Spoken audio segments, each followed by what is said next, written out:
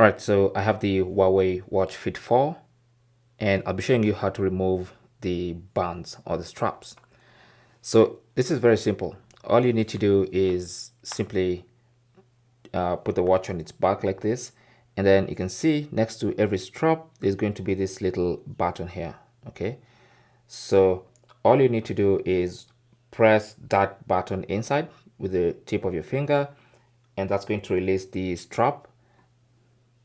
And then once you press it like that and hold it, you want to twist the strap like this and then remove it. Okay, so you want to just give it a little slight bend this way, and it's going to come off easily. All right, so it's really that simple. Now to put it back, just align this with that little hole in there like that, and then push it in.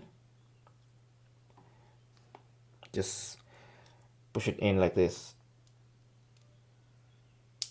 like that. It's really that simple. Same goes for the other side.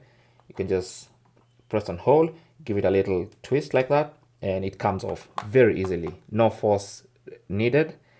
It's quite simple, right? And then if you want to, you can change to another band, or you can just simply put this ones back on. It's really that simple. Thanks for watching. Don't forget to like and subscribe, and good luck.